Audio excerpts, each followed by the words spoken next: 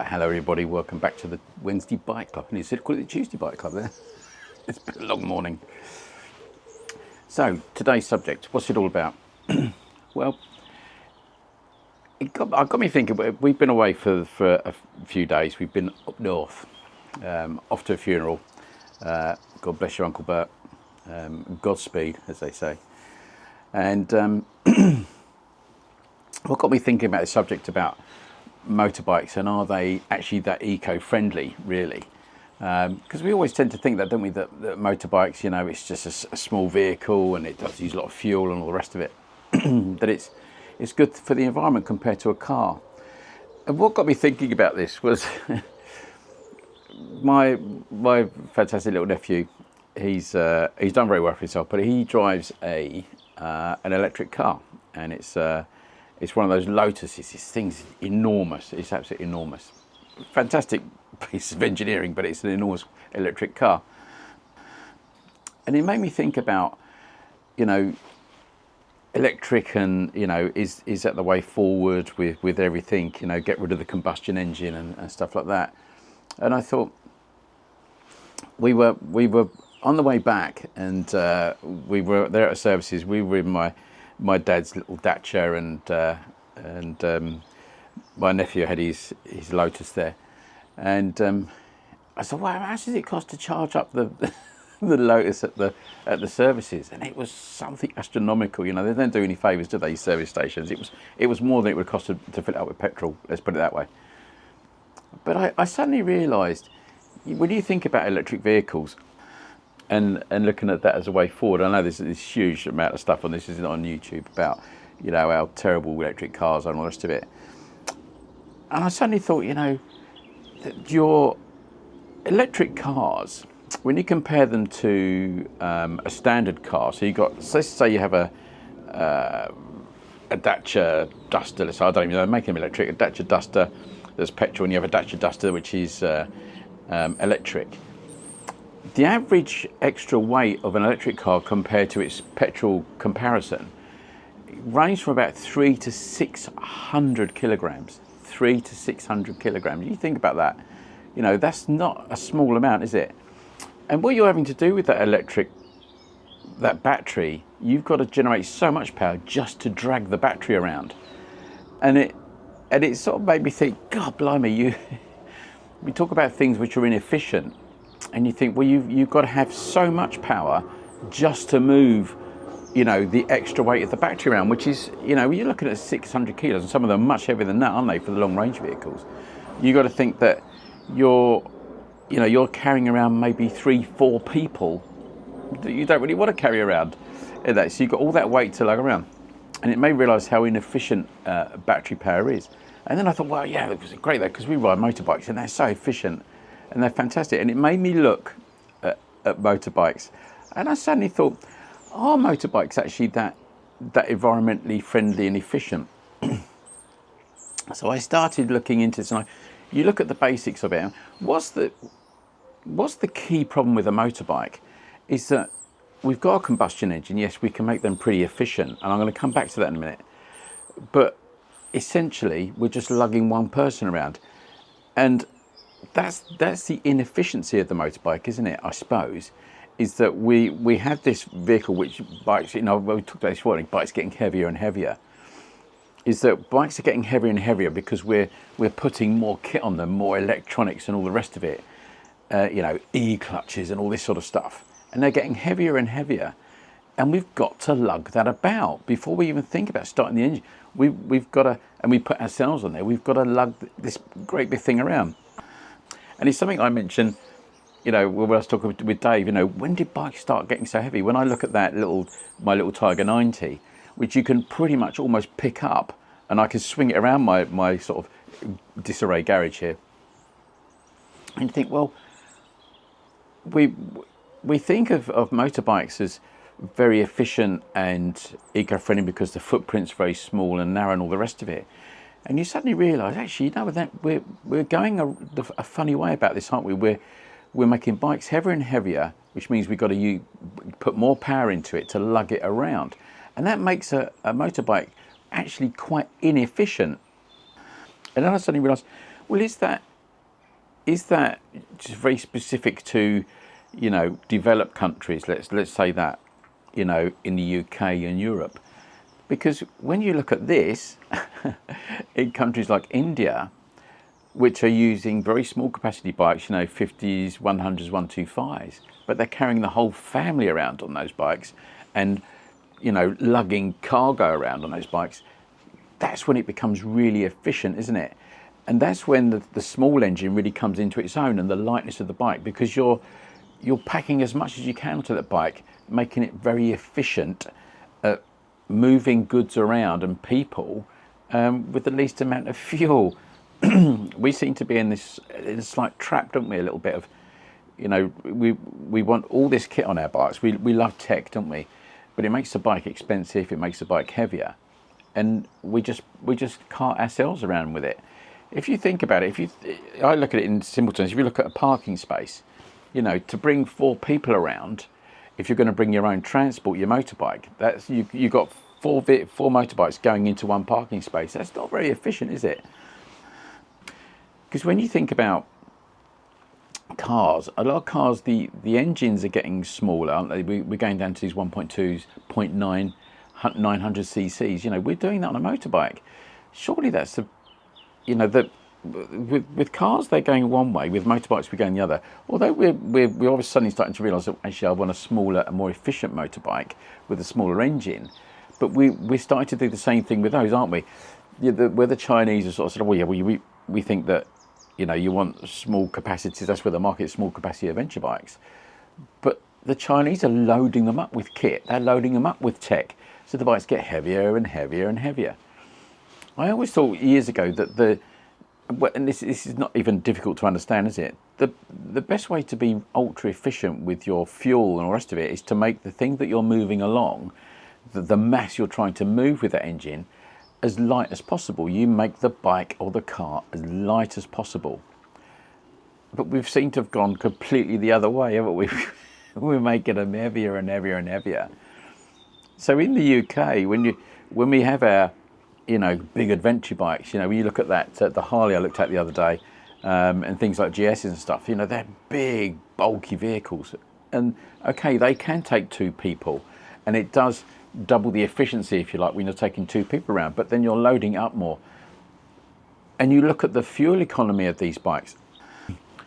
I can remember, when you're riding a moped, when you're a kid and you've got a moped, I don't really know what the mileage was, but you're probably getting, 80, 100 miles out of those per gallon, something like that, maybe more than that, I suppose. But again, because we used to thrash them around, you're losing efficiency. But they were efficient because they were light, weren't they? And then as we start to load them up, they get less and less efficient fuel-wise. Because when you think, I remember my first Bonneville, which was the 785, 795, I can't remember. It was the sort of last of the carburetted Bonnevilles. I probably only got about 35, 40 to the gallon out of that. And that was the same with a lot of my Bonnevilles. They weren't particularly fuel efficient, I didn't think. And that's because you're making a smallish engine with not a huge amount of power, having to drag all that weight around. And then you put me on there as well. It makes it even less efficient, doesn't it? And I think that's quite surprising, isn't it? We've gone away from making things incredibly efficient. We've not progressed much, have we, in miles per gallon, have we? If anything, we've gone backwards slightly, I think, because you can't tell me that all the brains in the world that we have can't make a petrol engine ultra efficient if you make it lightweight, the engine light, you make the actual car out of lightweight materials and all the rest of it. Okay, you might have to restrict the speed to make it safe, but where does that matter? If you could buy a car these days that only did maximum 80 miles an hour, okay, but it got there quite quickly because it was lightweight, but it did 100 miles to the gallon, you'd sell out, wouldn't you? That's what people want. They want cheap, fuel-efficient cars, which will, reel back some of the money they're paying out on petrol these days.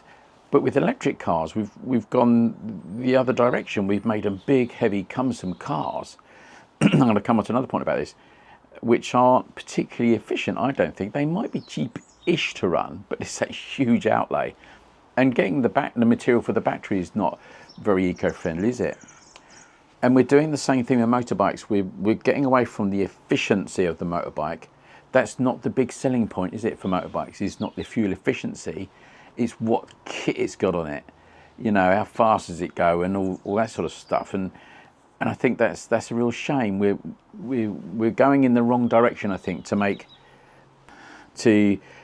us more cuddly as bikers. You know, that we're not making things as fuel efficient as possible. I think we could say, well, my classic 350s and stuff like that are pretty fuel efficient, but that's just by, do you know what, that's luck, isn't it? Or that's just because it's a smallish engine and pretty simple, but they're quite heavy. But we should be doing, our bikes should be doing 100 miles per gallon regardless, you know, as a minimum, but we're making them heavier and it's making them less efficient. Let's talk about this other point though, about making things heavier. This is what made me think about my nephew's car, his big Lotus, beautiful as it is. That extra weight, there's got to be a connection, isn't there, between the increase in electric cars, and unfortunately, you know, the electric cars are increasing. There are more and more of them out there because we're being forced to do that. That extra weight is slowly, or maybe quickly, destroying our roads, isn't it? The roads aren't designed to take that amount of heavy weight. We know that roads will take, you know, HGVs and all the rest of it, but now you're getting to a point where cars are as heavy as HGVs.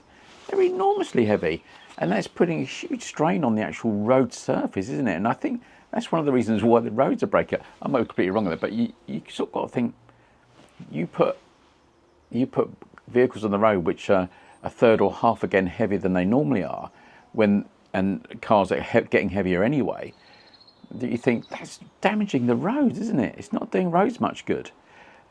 That's where motorbikes score, because the footprint is so small, isn't it?